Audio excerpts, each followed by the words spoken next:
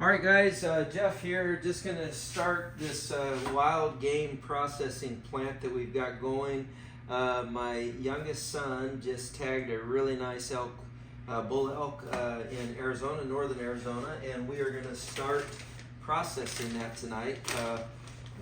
Well, when I say start processing, that's not true. We're going to actually take what we've already done, which is we've taken and gone ahead and chunked up a lot of the meat into basically workable size pieces, and we went ahead and used our vacuum sealer, sealed them up, got them nice and frozen. The reason why we did that is that when you're using a grinder, you really want the meat to be almost frozen, not quite frozen. It grinds better. The most important thing is that as it's going through the grinding process, it's staying in food safe temperatures. You want to keep your meat below 41 degrees, and by working with frozen or nearly frozen items, it helps you keep it food safe. So anyway, a couple of the components that we're dealing with here. This is a really nice grinder. You can get several. I'll put a couple of links in the video to some of my favorite ones. The one that I have here is a Cabela's name brand one. It is super powerful, easy to clean. As you can see, that's as hard as it is to get it to come off. Somebody's gonna help me get the piece I just threw across the room. But it's super easy, and really, this is the part right here. Make sure I'm still in frame there, guys. This is the part. You know, when you look at the whole thing, yes, it does get meat. It does get a lot of stuff on it, but this whole thing just literally disassembles like that, and it cleans up so fast. I mean, I think a lot of people get intimidated by using grinders and things like that because they think of the mess it makes, and literally it's just those three components. You got the chute, you got the tube, you got the grinder there, and then just the hopper right here that goes in there. So it's really an easy process. This one is pretty nice because it comes with this is the chopping blade. The chopping blade goes on first, and then our cutting die. So we're going to start with a coarse cut. This die right here, this one is a coarse cut, and you can see how big the little orifices are there. You can only get this in one way. So once you get that seated there, it will only fit in there one way. And that is, it's got a little groove right there. You can probably see that in a groove here that lines up. So you get your chopper in the only way that it can go, you get your die in the only way that it can go, and then you get your hand tight crank on there that holds it all together, and you're ready to go. So now for simple use, you get that on just again hand tight, no tools required, and you get to going on it. So I'm going to slip on a pair of gloves, and we're going to get close to this machine real quick and get to making some ground elk. All right, so what we're doing here, Jace is going ahead and cutting this, and you can see that's slightly frozen. It's not quite frozen all the way, but it's just nice firm texture. And he's cutting this elk into strips. Strips work better than chunks because ultimately you're trying to get the meat down that tube and that chute. And then what we've got here in these other bags, so you can see the beautiful color that this elk is, just that beautiful, beautiful dark red meat. But right here, these are bags of just beef fat, trimmed beef fat that I picked up, and this is the Wagyu stuff from the local butcher shop, really right down the street. And you can see these are just beautiful cuts of meat. And you can do this to whatever degree you want. As you know, super lean game meat like elk, super lean. So adding a little fat adds a little flavor, gives it a little bit of texture and moisture. But you want to go whatever you're going to do. It's up to you. We're going to do probably an 80-20, which means we're going to take 80% elk, 20% fat. This fat is also frozen, and so Jace is going to go ahead and stuff the first couple of strips down there. And you're just literally just trying to get them going down the chute there. And you can just turn this on, just turns on right there. And it just gets going. So you can see that's going to pull it down. You don't really need to even shove it. So go ahead and put a slice of that fat down there, and as it starts to push it through, you can see that's a coarse grind on that elk. Keep shoving it through. We got a lot to do here, and you're going to start to see there's the elk coming through, and then pretty soon that fat will start making its way through too. So you're going to shove the pieces in, make sure they fit. Go ahead and keep working in some beef. So do like 2 or 3 pieces of beef, a couple pieces of the elk, and a couple pieces of that fat. Once it gets a little bound up like that, it doesn't hurt to go ahead and use your push rod here and get it going in there. But I find that you can, you know, shove your hand down there, not too far obviously, you don't want that to be. But you can see there's the fat, and then pushed out through there is the elk that's going with it. So this is the first grind, it's a coarse grind, and that's a really heavy grind. You can see that's almost like what you get out of the Play-Doh cut there. And I'm gonna go ahead and stuff that in there to help that go through. And just keeps going, it's just non-stop. This thing will, this grinder does a great job. It's non-stop pushing that out. And again, you're gonna be doing pieces that you're rotating to get that fat in there. And then we actually come back, and where is that? I have another die, it's probably in there for you.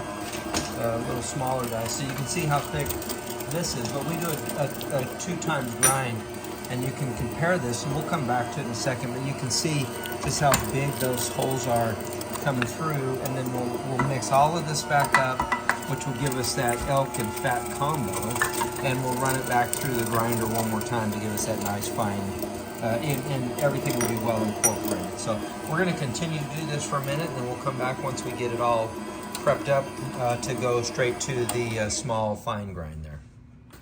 All right, and here's a really good example of why you want to get that, you know, this is 100%, or I mean, organic isn't really I don't even like saying organic when it comes to game meat because I think it's better than organic. I think the stuff that they sell to you in the marketplace that's marketed as organic, this is as natural as it gets. And as you can see, that's just a beautiful piece of roast there. We're putting that in. We're going in and putting that in the grinder. So really clean, no sinew, no unwanted materials in there, and you can just mix that in. So just a really good quality piece of meat. All right, so we did the classic, you know, mistake of underestimating exactly how much material we were working with. So we have well over 50 pounds of meat here. And again, one of the things I want to point out that's very important is that the beef fat was still really frozen. And that does a couple things. One, obviously room temperature beef has a really greasy texture to it, so it makes it really greasy to deal with. But now I've basically got these little beef fat ice cubes all the way through this meat, helping me keep this in a food safe temperature of under 41 degrees while we're processing this. And that's, you know, that's important, that when you're dealing with wild game, you always want to make sure you do as best you can to keep it within the parameters, and 41 degrees is where you want to be. But that is absolutely gorgeous. You can see we've got the beef and the beef fat and the elk in there just ground. As we switch this out, and I'm going to go ahead and put this here so I can show you how to switch out that die. But as we switch that out, let's see, make sure I can get this zoomed in, and there we go. All right, so we switch that out. You can see the, right here, this comes off pretty easy. All you do is twist that, and that comes off. And then you're just gonna literally change out just this last little piece. Where's your knife, Jace? Here, and all you kind of just pry that out because it's in there pretty good, but there's nothing holding it except the actual beef itself, you know, the beef and the elk, and just trying to get that out. Okay. I might have to use another device there. There we go. Just about out. There it comes. So now we'll save this for the cleanup part. This is one of the things that you will have to clean up afterwards. But then we simply replace this larger die, and you can see the holes in that, with this fine grind here. So we're going from that large size there to this smaller size here, and this will give you a nice consistent, it'll help kind of mix that beef fat with that elk one last time. So I'm gonna go ahead and get that turned on, and we'll start the grind here in a second. Okay, so what we're doing is we're just reloading this hopper, And inside this hopper right here, you're just gonna get, it's gonna help you incorporate it, get all the colors in there.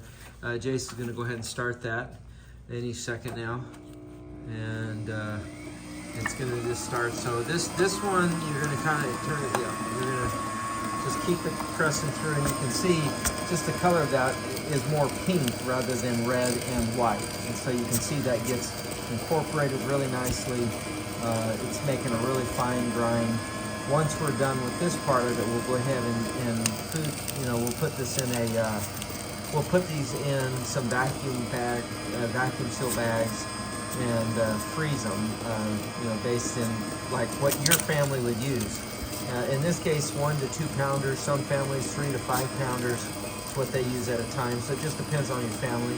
But you can see that's super satisfying to watch that. Grind through there just absolutely perfect and pretty like that. So we'll come back as soon as we're ready to get to the next step. But you can see going in just that coarse grind, the ground beef looked like, it looked like ground elk to begin with, and not until you really put it into that fine dye like that, it just gets to that, what you're used to seeing in the grocery store. So a really more incorporated pink and red kind of texture there. So anyway, really, really cool. All right, guys, Jeff here, just going to give you a lowdown on these Food Saver bags. So these are the rolls kind, and I really like the roll kind pretty much better than the pre-made bags, just because depending on what you're doing, you can waste a lot of bags if you get the pre-size. But if you get the rolls, all you have to do is use a cutter to then determine what size bag that you're going to use. And these Food Saver bags, these are super quality. They're heavy duty enough. There are brands out there that make a little thicker ones, but I find that these seal really nice. So I'm going to just show you real quick. I'm just using this cutter here, and this is about the size bag that I think, because again, if I cut this here like that, I've got that as a bag, but I have to seal this end, put whatever product I'm putting in this end, and then still have enough room to vacuum. So let me just take a look and see how this works. But I think that the size here, I'm going to do basically 2 pounds of ground elk with some beef fat. So it's basically an elk burger, and we'll see how that works out.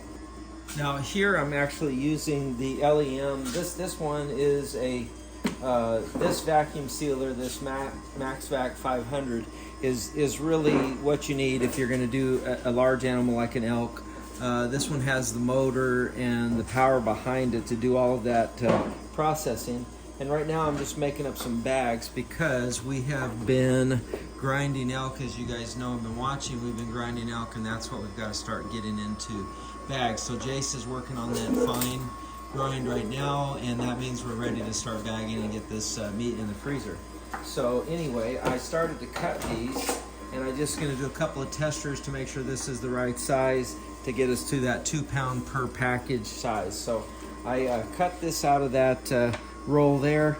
I'm putting this just right on the very edge on that seal strip there, the seal strip right on the very end. I just close it, lock it. I hit manual seal. Let's see if you can see that. Yep. I just hit manual seal, and there. Manual seal. You're going to see it turn a light on right here. When it seals, it will stop and then move to cool, and then that way you know it's done. And really what if you want to just inspect it, is you want to make sure that that line, that seal line, just goes all the way through. Now this is the first time it's been on tonight, so it's not as hot. There's a residual heat that builds up in that heat strip, so kind of at the first one I don't mind doing that twice, just to make sure you get that seal, because the whole point of this is to lock out the air and all of that. So I'm going to do a real quick test on this size to make sure that the bag I'm making is going to work, again, for that 2 pound size. And yeah, that's what you're looking for, is that seal all the way across there. No air is getting out of that, so, or in it. And I'm going to go ahead and put a couple of scoops of meat in there and see where we're at. Okay, so right now I've got that bag figured out. This is going to be the size we're looking for. It's a little better than a 2 pound bag once we get that measured. So what I'm going to do is seal this one up, and then I'll cut a lot of bags, make the bags get ready for the processing that we need to do here. So anyway, that's where we're at. Beautiful meat ready to get vacuum packed and back in the freezer. All right, so I've got that ready to seal. You can see the bag right. One of the things I wanted to do, and a good tip, is to make sure you have your workspace to where the gravity of this can hold it in place and at the same time still be able to get that tuck that you need inside of the channel. You know, if you don't have this in there and you block up the actual air suction port there, it makes it hard on the actual vacuum sealer. This LEM Max Vac 500 is just an amazing machine. All I'm going to do is get loud. That's the only thing I'd say is it is a little loud, but that kind of gives you an idea that it's going to work really good. I'll go ahead and do that. And as you can see, that just does a great job of sucking all of the air right out of there, sucking that down nice and tight. And then as soon as it gets enough air, you'll hear the motor change kind of the cadence from that low volume suction to that high volume suction, and then it'll turn to a seal. So you can hear that. Now it wants to get every little bit of air pulled out of that and ready to seal.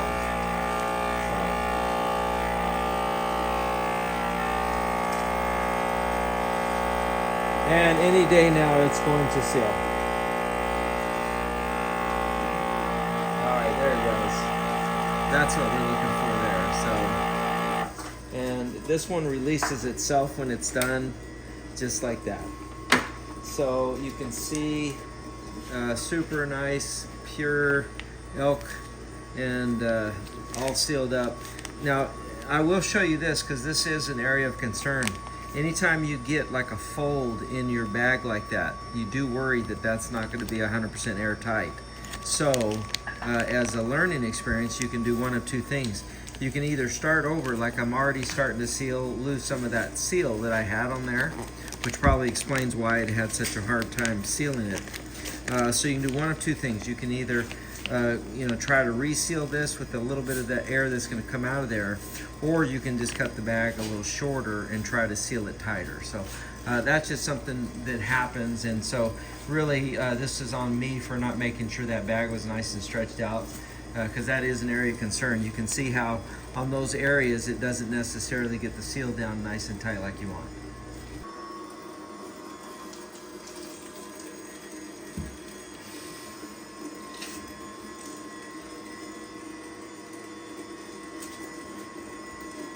Okay, so I'm going to do that vacuum seal 2.0 here. So I opted to go ahead and just put that in a new bag.